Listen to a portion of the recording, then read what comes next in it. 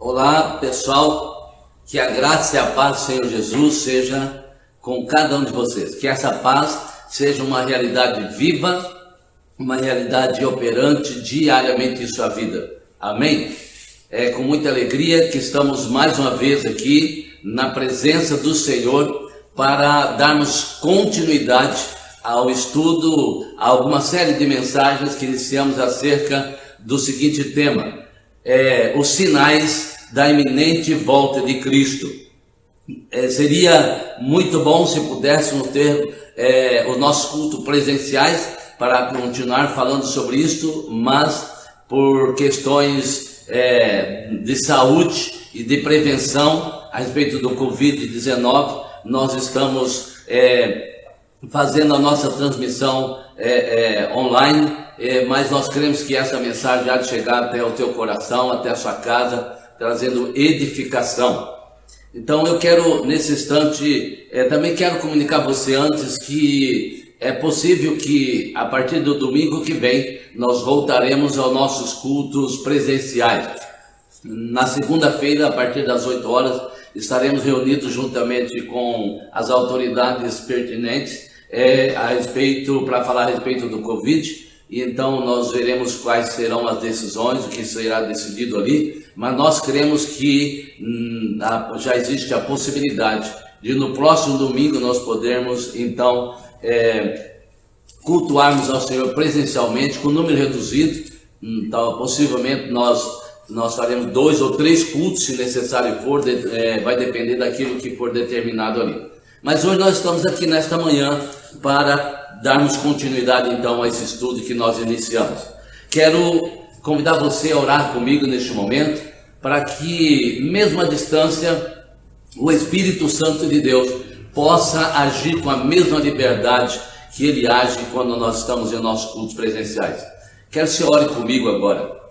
Pai Santo, em nome do Senhor Jesus, nesta manhã, nós queremos, Pai, glorificar, queremos bendizer, exaltar e engrandecer, Senhor, o Teu santo e maravilhoso nome. Senhor, em nome de Jesus, nós clamamos a Ti que toda palavra compartilhada, que ela não volte vazia, mas que ela possa cumprir, meu Deus, literalmente, todo o propósito para o qual o Senhor mesmo a tem enviado nesse tempo tão poderoso, esse tempo tão precioso.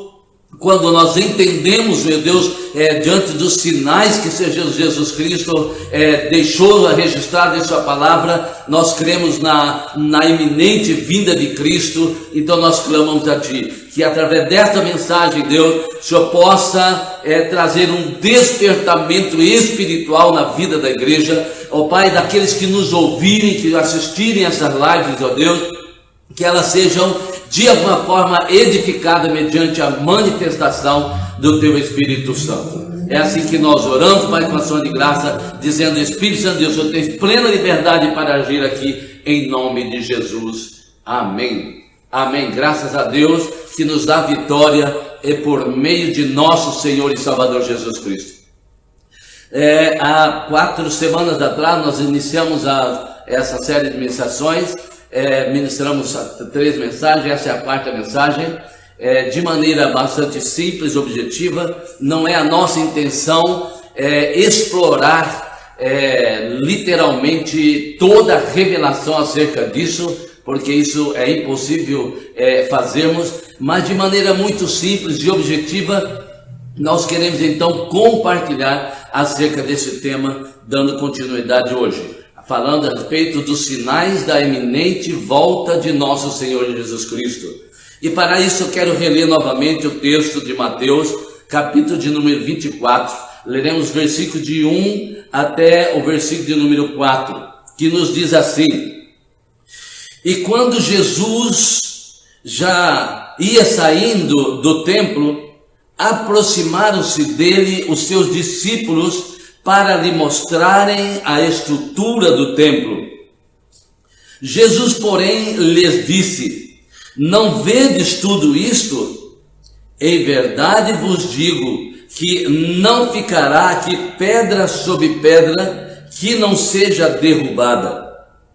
E estando assentado no Monte das Oliveiras, chegaram-se a ele os seus discípulos em particular, dizendo: dize-nos, quando serão essas coisas? E que sinal haverá da sua vinda e do fim do mundo? E Jesus, respondendo, disse-lhes: acautelai-vos que ninguém vos engane. Então, a partir desse texto, nós queremos então darmos continuidade a essa série de mensagens que estamos compartilhando com os amados. Nesse texto nós percebemos que Jesus, ele havia saído do templo. Jesus, ele acabara de ministrar no templo, e ele sai então com os seus discípulos. E quando ele sai com os seus discípulos alegremente exibiram o templo, mostraram a ele o templo, chamou a atenção de Jesus para o templo, para a beleza do templo, a grandeza do templo, para a riqueza e toda a formosura daquele templo, que é algo precioso para todo judeu, é algo sagrado para judeu. Hoje nós sabemos que o templo o templo de Cristo ou de Deus não é mais um prédio, uma construção. Hoje nós já entendemos que o templo que é a habitação de Deus somos nós. Nós, como cristãos, somos templos de habitação de Deus. E juntos nós formamos a igreja de Jesus Cristo, do qual ele é o cabeça. Amém? Então, eles chamam a atenção de Jesus para isso. Jesus, então, sabiamente e propositadamente chama a atenção deles, dizendo a eles: olha, não vede tudo isto, toda essa grandeza desse templo? E ele disse: olha, em verdade vos digo que não ficará aqui pedra sobre pedra que não será derrubada. Jesus então desperta eles fazendo a eles uma pergunta, e naquele momento Jesus então se retira. Ele se retira e os discípulos ficam ali distraídos com essas coisas, e Jesus se retira para os Montes das Oliveiras. Logo em seguida, o texto nos mostra que os discípulos então procuraram de Jesus. No versículo 13, então diz: olha, e estando assentado no Monte das Oliveiras. Quem estava assentado no Monte das Oliveiras? Jesus. E então chegaram-se a ele os seus discípulos, em particular, dizendo: dize-nos, quando serão estas coisas? E que sinal haverá da sua vinda e do fim do mundo? Nós observamos que os discípulos fizeram a ele uma pergunta tríplice. Eles fizeram uma pergunta dividida em 3 partes. E a primeira pergunta que eles fazem é: quando serão estas coisas? E que sinais haverá da sua vinda? E que sinais haverá do fim dos tempos? Então observa, a primeira pergunta do discípulo não mencionamos no domingo passado, quero mencioná-la agora. A primeira pergunta que eles fizeram foi esta: e quando serão estas coisas? Quando eles perguntam a Jesus, quando serão estas coisas? Eles se referiam a quê? Eles se referiam à destruição do templo. E quando serão essas coisas? Eles estavam se referindo à destruição do templo. Então veja bem, e esse templo, essa profecia de Jesus, que ele disse que não ficaria ali pedra sobre pedra que não seria derrubada, esta profecia está por se cumprir, ou esta profecia já se cumpriu em nossos dias? Com certeza, esta profecia já se cumpriu. Os estudiosos da palavra de Deus nos mostram, e a revelação da palavra nos mostra, que aquele templo, esta profecia que a respeito da destruição do templo, se cumpriu cerca de 70 anos depois do nascimento de Cristo. E cerca de 35 a 40 anos depois da morte e ressurreição de Cristo, é que aconteceu a destruição desse templo. Esse templo foi destruído cerca então de 70 anos depois do nascimento de Cristo, por um general romano que liderava o exército de Roma, chamado Tito. Nesse tempo, Tito, um general romano, com seus exércitos, destruíram aquele templo, de forma que sobrou parte de um templo, como fosse um muro, conhecido hoje mais como Muro das Lamentações. Então, veja bem, esta profecia, ela já se cumpriu. Ela já se cumpriu de maneira literal e muito próximo daqueles dias. Então, hoje, na verdade, nós vamos falar mais adiante, aguarda-se um tratado de paz e a reconstrução do terceiro templo, né? Algo que nos falaremos mais adiante. Então, veja bem, isso é mais uma prova de que o templo foi derrubado naqueles dias. Então, essa é uma profecia que já se cumpriu. Não temos mais que aguardar o cumprimento dela. E a segunda pergunta, então, que eles... e aí, por esta razão, Jesus, ele responde as três perguntas dos discípulos em três sessões. A primeira sessão da resposta de Cristo foi direcionada a um povo distinto. Qual povo? Os judeus. A partir do capítulo 25, do capítulo 24 de Mateus, do versículo de número 5 até o versículo de número 31, nós vemos Jesus respondendo a segunda parte dessa pergunta aos judeus, se dirigindo aos judeus. Isso tem que ficar claro no meu coração, porque nós temos que entender que se nós interpretarmos Mateus 24, versículos 5 a 31, direcionado para a igreja, para os nossos dias hoje, nós corremos o risco de causar grandes confusões.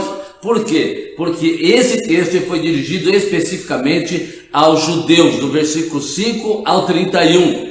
Agora, nós temos que entender algo, que do versículo 5 a 31 é uma mensagem para judeus, mas também nos revelam à igreja de nossos dias hoje os sinais da iminente vinda de Cristo. Amém? Então, e do versículo 32 do capítulo 24 até o versículo 30 do capítulo 25, nós vemos então Jesus se dirigindo uma mensagem específica à igreja de Jesus Cristo, igreja a qual é composta por gentios e judeus convertidos ao evangelho de Jesus Cristo, ao Messias que veio naquele dia. E no capítulo 25, do versículo 31 a 46, Jesus está se dirigindo então agora aos gentios, ou seja, às nações gentílicas. E dessa forma o texto Jesus responde as três perguntas de maneira clara, específica e muito objetiva aos seus discípulos, que hoje também é uma resposta a mim e a você.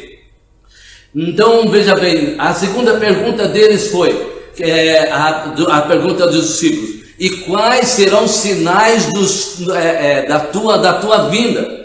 Então, no domingo passado, nós começamos a ministrar a partir do versículo de número 4 e 5, onde Jesus disse a eles: olha, acautelai-vos que ninguém vos engane. E ele então fala sobre o surgimento dos falsos cristos, que nós mencionamos que já se cumpriu. Em todas as nações existiram e existem falsos cristos, como nós temos aqui na nossa nação. Ele falou sobre guerras e rumores de guerras. Só quero relembrar que nós entendemos que o motivo dessa guerra entre judeu e a descendência de Ismael é pela promessa de Deus, que Deus havia feito a Abraão, de dar aquela terra a ele e a sua descendência. E aí nós percebemos que nesse tempo Abraão teve um filho antes do filho da promessa, o que herdaria a promessa, que é Isaac. Ele teve então Ismael. Então a descendência de Ismael guerreia até hoje, uma guerra muito ferrenha com relação à disputa daquela terra. Nós falamos também sobre nação contra nações, que nos fala de guerra civil, como nós falamos no domingo passado. Reino contra reino, nos fala também das nações que cercam Israel nessa guerra toda, nos versículos 7. E no versículo 7, também um dos sinais um outro sinal da vinda de Cristo, quando Jesus estava falando aos judeus, fala sobre as pestes, e aqui eu quero fazer uma ressalva mais uma vez, abrir um parênteses para abrir os teus olhos, para olhar para a realidade que nós estamos vendo hoje, diante do Covid-19, que é uma enfermidade, é uma realidade, pessoas estão morrendo. Hoje, por exemplo, eu recebi a notícia pela manhã que o nosso amado pastor da igreja Bola de Neve de Umuarama faleceu nesta noite, parece-me que nesta noite. Então ela é uma realidade, mas por detrás de toda essa realidade existe um propósito, existe algo acontecendo segundo a soberania de Deus a respeito da manifestação do anticristo e da segunda vinda de Cristo, ou seja, do arrebatamento dos vencedores dentro da igreja e a segunda vinda de Cristo. Isso é um assunto mais, será falado um pouco mais adiante, mas só para que nós possamos entender, este também é um sinal que está se cumprindo de maneira muito clara diante dos nossos olhos, né? Que são as pestes que nós estamos vivendo. Falando de terremotos, ainda essa semana ouvindo algum noticiário, não me lembro o local onde houve um grande terremoto na região marítima, e as pessoas das cidades dessa cidade próxima ao mar foram alertados para que se saíssem, que poderia acontecer ali um maremoto. Quer dizer, está acontecendo todos os dias diante de nós, e hoje queremos dar continuidade falando sobre o versículo de número 8, dando continuidade no versículo número 8, que diz assim: mas todas estas coisas são os princípios de dores. Todas essas coisas, quais coisas? Os sinais que nós vemos ali nos versículos de número 4 a 7, esses sinais, é disso que ele está falando. Ele está dizendo no versículo 8, mas todas essas coisas são os princípios, o princípio de dores. Quando o escritor Cristo usa esta linguagem, ele está falando exatamente das dores de parto de uma mulher que está na iminência de dar à luz, quando ela está para dar à luz, parir o filho, né? E para falar disso eu quero me lembrar, o Espírito me lembrou ainda ontem a respeito do parto da minha filha na carne, a minha filha amada, que hoje mora lá em Cruzeiro do Oeste, trabalha lá na escola por princípio da nossa comunidade.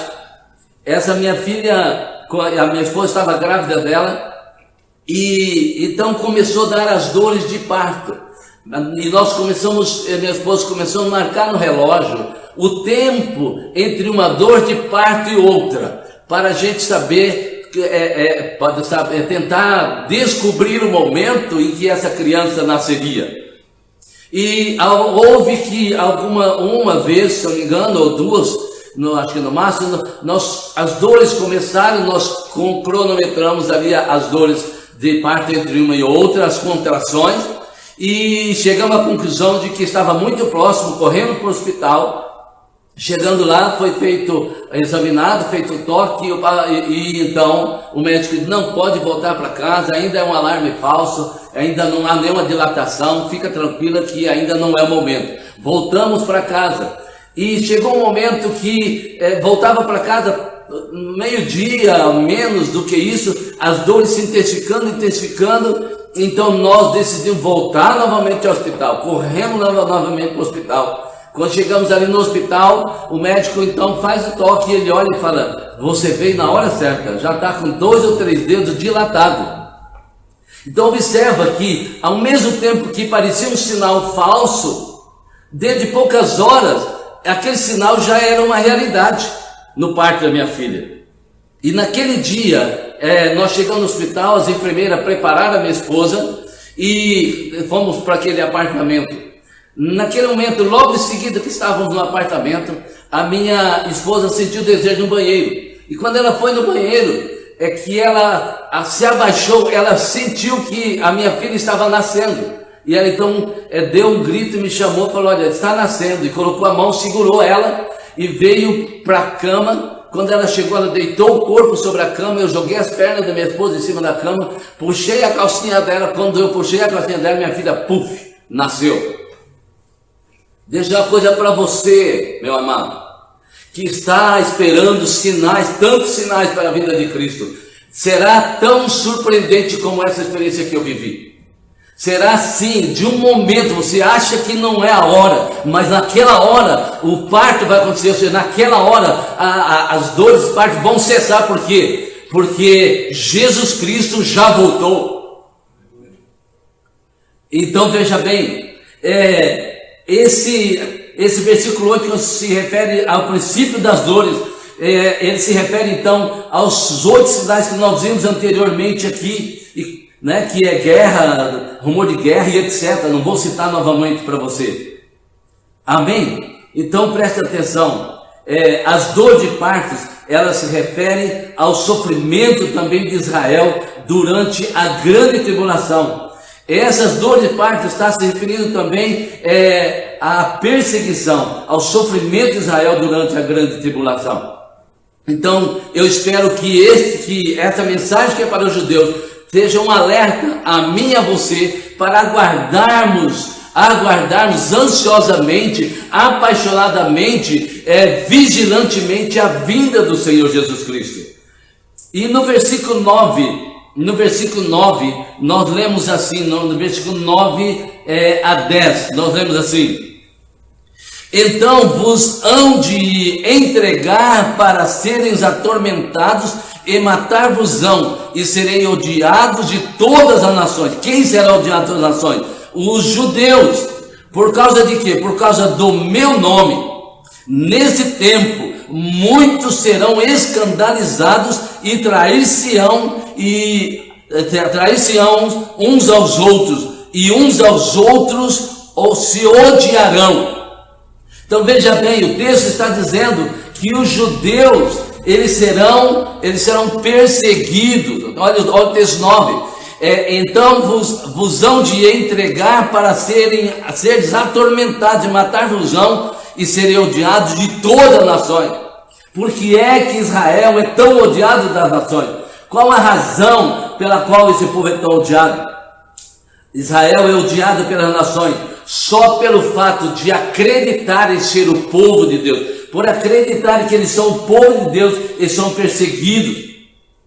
Então veja bem, e hoje nós podemos usar essa realidade na vida dos judeus, que eles são perseguidos 24 horas por dia das nações, por afirmar ser o povo de Deus, por afirmar que a promessa de Deus diz respeito, feita a Abraão, diz respeito à sua descendência, passando por Isaac e não por Ismael. Por essa razão são tão odiados e são tão perseguidos. Mas eu quero fazer essa mensagem, então é para os judeus, mas nós podemos fazer uma aplicação na vida da igreja hoje. Hoje nós vivemos, hoje não, de séculos e séculos, a igreja de Jesus Cristo vem sendo perseguida.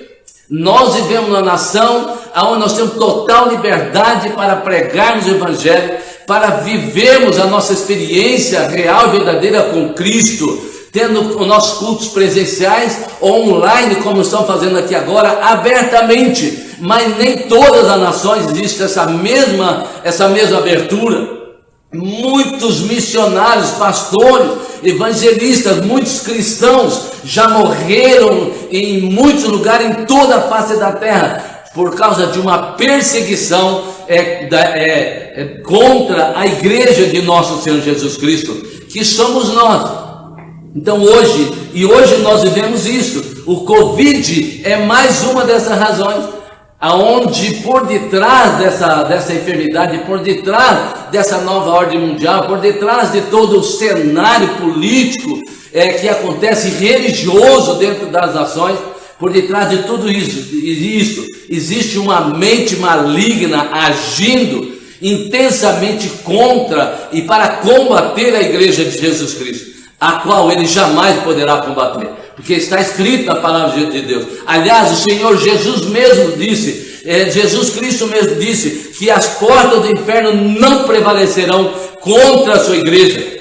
não prevaleceu no passado, não prevalece no presente e não prevalecerá no futuro, jamais, porque a igreja de Jesus Cristo é a autoridade maior sobre a face da terra, e é ela que está detendo a manifestação dele. Mais adiante nós vamos ver nessas ministrações que chegará um momento em que aquele que o detém, que a igreja de Jesus Cristo, será tirada, e então ele se manifestará. E serei odiado de todas as nações. E no versículo 10 ele diz que haveria escândalo, traição e ódio. Diante de tão grande pressão e ameaças de morte, haverá escândalos, traição e ódio entre os judeus. Assim como nós vemos ainda, até mesmo na vida da igreja.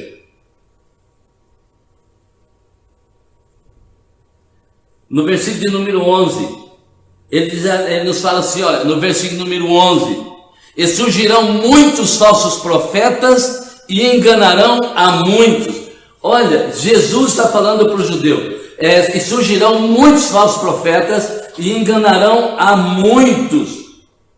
Ou seja, surgirão muitos falsos profetas em Israel. Então veja bem, assim como houve falsos profetas nos dias da antiga aliança, do mesmo modo, há em Israel hoje muitos falsos profetas. O mesmo ocorre também hoje em nossos dias, no meio do cristianismo. Muitos falsos profetas existem aí nos nossos dias. Então veja bem, os falsos profetas, estava observando, o Espírito estava falando comigo que os falsos profetas são aqueles que são agentes limitadores, são aqueles que são agentes, muitas vezes, da sua justiça própria e até agentes do diabo, para roubar e tirar a paz que deveria ser permanente da igreja. Muitas vezes, falsos profetas estão, como que uma ovelha, um lobo vestido de ovelha, está dentro da igreja e começa a tirar a paz da igreja, trazendo questionamentos, criando dúvidas, incerteza, debates, confusão. E isso é algo muito sério, porque isso traz frieza espiritual no meio da igreja, tentando descobrir e trazer mistério que não é para o nosso tempo, mistérios que não serão revelados agora. Então veja bem, falsos profetas, o texto está dizendo no versículo 11, e surgirão muitos falsos profetas e enganarão a muitos. E no versículo de número 12, ele prossegue ainda dizendo, e por se multiplicar a iniquidade, o amor de muitos esfriará. Amados, Deus tem nos falado recentemente sobre a obra de iniquidade. O que é uma obra de iniquidade? A obra de iniquidade são todas aquelas obras que eu e você, como cristãos, para a realizarmos, nós quebramos o princípio da palavra de Deus. Quais princípios? O princípio de autoridade, por exemplo, que dele vai emanar todos os outros princípios. O princípio da honra, lealdade, submissão. Esse princípio de autoridade. Então, quando alguém quebra, um falso profeta quebra o princípio de autoridade para realizar uma obra para Cristo, ele está então tirando muitas vezes a paz dentro da igreja, está trazendo confusão no meio da igreja, tirando a paz. E isso é um grande problema, porque aqui está dizendo no versículo de número 12, e por se multiplicar a iniquidade, ou seja, obras que nós realizamos, que para realizar nós quebramos os princípios da palavra de Deus, roubamos a paz dentro da igreja, ele ainda diz assim, olha, se multiplicarão, e por se multiplicar a iniquidade, o amor de muitos se esfriará. Nesse texto também contextualizando com a realidade dos judeus, se você conviver com o judeu hoje, você vai perceber que o judeu é um povo extremamente frio. Ele não tem afeto, ele não é uma pessoa calorosa, ele não é uma pessoa acolhedora, naturalmente não. Por quê? Por causa das muitas perseguições, sobre eles. Um povo sofrido, um povo que passou pela perseguição de Hitler, onde milhares de pessoas morreram das formas mais cruéis que você possa imaginar. Pessoas foram enterradas foram enterradas vivas, você entende? Então, este povo, por causa de toda essa situação, eles então, e veja bem, por causa, o que tem a ver com o falso profeta? Tem muita coisa, porque eles, pelo fato de eles das nações, descendente de Ismael, acreditarem que a promessa dizia a respeito deles, a profecia deles é que a terra é deles, não é a partir de Isaac, Jacó e etc. Falsos profetas. Então veja bem, então nos versículos 11 e 12, nós percebemos então que a iniquidade são as obras dos falsos profetas, e ela gera uma frieza espiritual, e o amor se esfria. Preste atenção, não são todas as nações que têm um relacionamento caloroso como o brasileiro. O brasileiro é um povo acolhedor, é um povo caloroso, é um povo muito amoroso, mas não é assim com aquelas nações, não é assim com Israel. Então veja bem, nós podemos então fazer uma aplicação aqui que para a realização, nós podemos fazer uma aplicação aqui ao teu coração e dizer a você que esses são sinais visíveis, que já acontece na nação de Israel, a frieza no coração do judeu, o amor ter se esfriado, é um sinal que hoje também nós vemos no meio da igreja manifestado, não na mesma proporção que acontece em Israel, a frieza, mesmo sendo um povo caloroso, às vezes o amor de Deus, o amor no coração do cristão tem se esfriado em nossos dias. Amém, meus amados? Deixa eu olhar no relógio aqui que eu tenho um tempo para ministrar, para que eu não venha se tornar cansativo aí na sua 30 minutos. Então veja bem, mas o versículo 13, vamos andar um pouquinho mais, andar no versículo 13. Versículo 13 diz assim: mas aquele que perseverar até o fim, esse será salvo. Aqui nós encontramos uma situação bastante perigosa, porque esse texto é interpretado por muitos se referindo à salvação da alma. Mas esse texto não está se referindo à salvação da alma. Muito pelo contrário, vou reler o versículo 9 a 12 para você. Você vai entender que quando ele diz ali no versículo de número 13, ele diz assim, olha, mas aquele que perseverar até o fim será salvo, não está se referindo à salvação da alma. Versículo 9 em diante diz assim, olha, então vos hão de entregar para seres atormentados e matar-vos-ão, e sereis odiados de todas as nações por causa do meu nome. Nesse tempo muitos serão escandalizados e trair-se-ão uns aos outros, e uns aos outros se odiarão. E surgirão muitos falsos profetas, e enganarão a muitos, e por se multiplicar a iniquidade, o amor de muitos se esfriará. Observa, se você ler agora no versículo 22, olha o que diz o versículo 22, diz assim, ó, e se aqueles dias não fossem abreviados, nenhuma carne, não é nenhuma alma seria salva, não é isso que está falando, Daniel.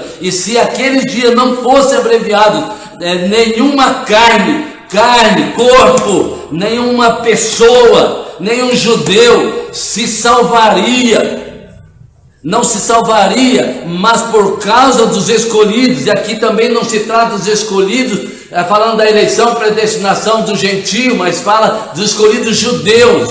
Ele está dizendo, e por causa, mas por causa dos escolhidos judeus, eu repito, serão abreviados aqueles dias. Nós vamos perceber que aqueles dias serão abreviados. Então veja bem, Nós percebemos aqui, então, que esse texto não está falando da salvação da alma, mas está falando do livramento do judeu no dia da grande perseguição, no dia da grande tribulação, na segunda parte da grande tribulação, quando se intensificará a perseguição, iniciará e intensificará a perseguição contra os judeus. É disso que está falando, nesse tempo, é nesse tempo que eles então... É nesse tempo, então, que eles sofrerão que essa perseguição, correrão risco de vida, correrão risco de serem mortos. Então não está se falando de salvação. Amém, meus queridos? Então veja bem, nós temos mais alguns poucos minutos, eu quero compartilhar com vocês ainda o versículo de número 14. O versículo número 14 diz assim: e este evangelho do reino será pregado em todo o mundo em testemunho. A quem? A todas as nações. E então virá o fim. Então veja bem, isso aqui o Senhor está falando com os judeus, para alertá-los do tempo da sua vinda, né? Eles rejeitaram Cristo naquele dia, mas eles deveriam saber que Jesus também, que ele voltaria. Então ele diz: olha, e este evangelho do reino será pregado em todas as nações, em testemunha a todas as nações, então virá o fim. Veja bem, o evangelho da graça, ele nos é anunciado para a salvação, ou seja, o evangelho da graça é anunciado para que as pessoas sejam salvas. Mas o evangelho do reino? O evangelho do reino nos fala do reino vindouro de Cristo, que se dará em breve. Nós cremos que depois da segunda vinda de Cristo, a manifestação, o estabelecimento do tribunal de Cristo, do julgamento dos cristãos, e julgamento não é para condenação, mas julgamento é para galardoar e recompensar cada um. Depois falaremos sobre isso mais adiante. Mas veja bem, o evangelho do reino então nos fala do reino vindouro de Cristo, que depois do tribunal ele reinará 1000 anos e depois se dará então a eternidade. Então o evangelho de Cristo, ele está sendo anunciado com muita velocidade a todas as nações. Todas as nações da terra estão ouvindo, está sendo anunciado este evangelho. Então veja bem, o evangelho do reino, hoje são poucas as nações que não têm ouvido o evangelho do reino. Porque veja bem, hoje eu estou aqui diante de uma câmera, ministrando aos irmãos da igreja de Iporã, da comunidade evangélica de Iporã, mas essa mesma mensagem estará chegando em lugares que eu não posso sequer imaginar. Então ela pode chegar em nações, ela talvez não chegue em algumas nações que são fechadas para o evangelho até então, ou ela pode de repente chegar a uma nação. Quando essa mensagem chegar, a mensagem do evangelho do reino chegar a uma só pessoa numa nação, chegou então uma pessoa que dará testemunho deste evangelho do reino. Não é necessário que todas as pessoas conheçam esse sinal. Se nós aguardarmos a vida de Cristo, imaginando que essa pregação do evangelho do reino será pregada a todas as pessoas individualmente, e isso é um sinal para guardar a vida de Cristo, isso é muito perigoso, porque o texto está dizendo com muita clareza no versículo 14: e este evangelho do reino será pregado em todo o mundo, vai chegar em todo o mundo, em testemunho a todas as nações. Todas as nações, aquelas nações que receberam um evangelho do reino a uma pessoa, já tem um testemunho, já se cumpriu a promessa. Amém? Então veja bem, aguardar a vinda de Cristo esperando o cumprimento dessa promessa é algo muito perigoso. Então, como dissemos, há poucas nações que ainda não, que são fechadas, não receberam o evangelho. Eu fiz questão de anotar aqui para não esquecer, porque eu costumo dizer que vale mais uma caneta falhando do que uma boa memória, né? Então não tem para não esquecer que na Coreia do Norte o povo não tem acesso às redes sociais como eu e você temos externamente. Eles têm lá a internet local, eles têm ali a internet local que dá acesso ao povo, mas só diz respeito ao governo do Kim Jong, não sei o que lá, Jong-un, sei lá, aquele japonês doido lá. Entende? Diz respeito ao governo dele e segundo o seu sistema maligno de governar e oprimir o povo. Mas preste bem atenção, a qualquer momento pode o evangelho do reino entrar naquela nação. Quando isso acontecer, é uma nação a menos que onde o evangelho precisa ser pregado, porque ele já foi anunciado, alguém já teve acesso ao evangelho do reino. Houve conversão, nasceu de novo, tornou-se um cristão.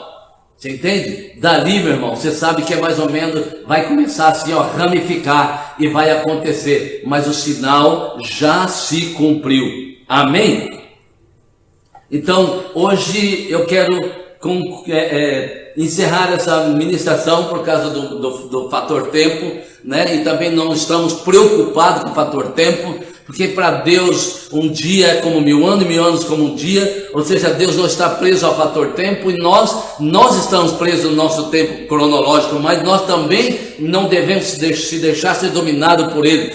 Vamos trabalhar nisso aqui por uns dias, enquanto Deus nos permitir e nos trouxer a direção para trazer a clareza dessa revelação ao teu coração, para que nós possamos então ser despertados. O propósito disso, irmão, não é trazer mistério que vai te impressionar. Não, o propósito dessa mensagem, aliás, da simplicidade do evangelho, sempre foi trazer despertamento espiritual, avivamento espiritual.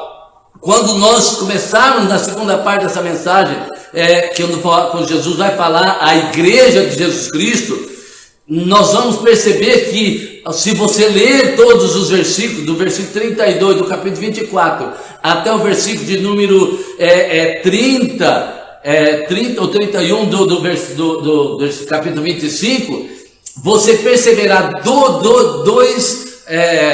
dois propósitos que se destacam ali. Primeiro, a vigilância para com a vida de Cristo. Segundo, andar no propósito de Deus, andar nas boas obras, cumprir o propósito de Deus.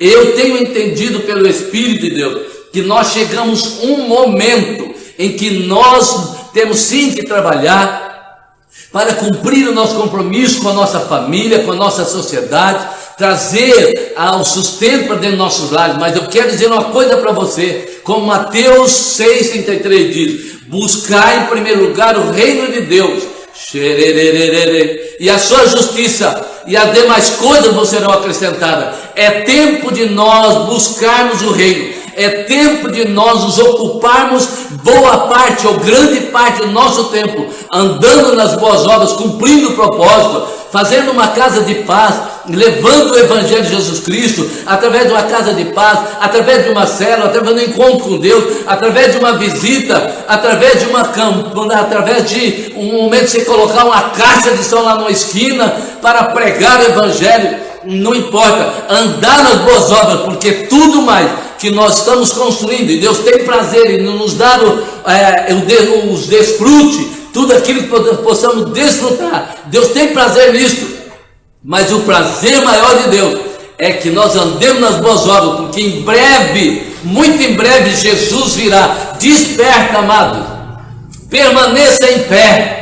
Tendo alguém do seu lado como uma muleta ou não, permaneça em pé, porque Jesus em breve virá, e é isso que importa, a riqueza acrescentada no céu, porque toda a riqueza terrena ficará, e aí então a traça, ferrugem e consumirá, o ladrão minará. Aliás, quem quiser pegar, tome posse, fique à vontade, porque nós estaremos habitando nas mansões celestiais.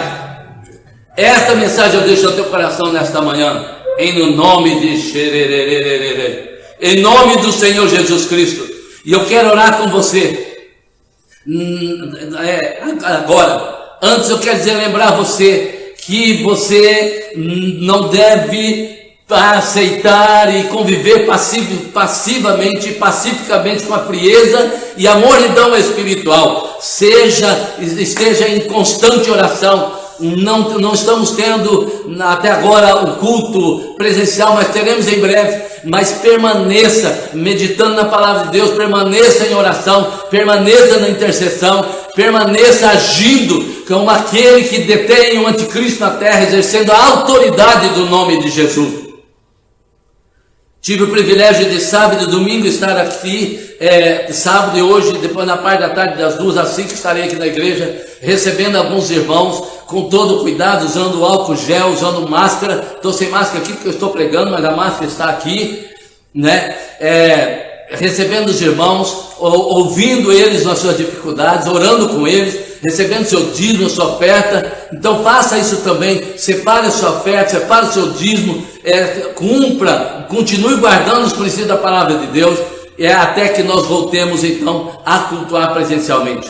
Então eu quero orar agora pela sua oferta, pelo seu dízimo, e quero orar pela sua semana, e muito especialmente pela sua vida espiritual e pela sua perseverança na presença do Pai. Pai Santo, em nome de Jesus Cristo, teu Filho amado, nós nesta manhã te louvamos porque nós cremos, ó Pai, que a tua palavra foi anunciada, o evangelho do teu reino foi anunciado, o evangelho da graça que traz salvação a todo aquele que crê foi anunciado. E eu te peço, Pai, que essa palavra caia, ó Pai, em cada coração, cada espírito, trazendo avivamento, e incendeia o espírito de cada um, em nome do teu santo e maravilhoso Filho, Pai. E eu clamo a ti em nome de Jesus, sustenta o teu povo, sustenta a tua igreja, guarda a tua igreja, em nome do teu santo e maravilhoso Filho. Livra de todo mal, livra, ó Pai, das tentações do diabo, livra das ofertas do mundo, guarda o teu povo em santidade, em nome de Jesus. Pai, age nos hospitais, nas UTIs, nas enfermarias e até nos corredores onde houver pessoas em leitos. Visita nas suas casas em quarentena, visita com o teu Espírito Santo, opera o milagre, cumpre, Deus, nós clamamos a ti, a tua promessa de Isaías 53, que diz que o Senhor Jesus tomou sobre si as nossas dores e levou sobre si a nossa enfermidade. Que essa palavra se cumpra de maneira sobrenatural na vida de todos aqueles que são positivados dessa enfermidade, em nome de Jesus, acometidos por essa enfermidade, e que haja milagres, ó Pai, nos hospitais, e os doentes se levantem, ó Pai, curados, sarados, de maneira extraordinária diante dos médicos e daqueles que os assistem, em nome de Jesus. E que haja salvação em massa, haja salvação em massa nos hospitais, em ver o milagre determinado pelo Senhor, em nome de Jesus Cristo. Ora assim com ação de graça em nome de Jesus. Que Deus abençoe poderosamente a sua vida, que Deus abençoe ricamente a sua família, que Deus abençoe de maneira sobrenatural o trabalho das suas mãos, que Ele use a tua vida como vaso e veículo para levar o evangelho em todo o tempo, remindo o nosso tempo, em nome de Jesus. Amém. Aleluia.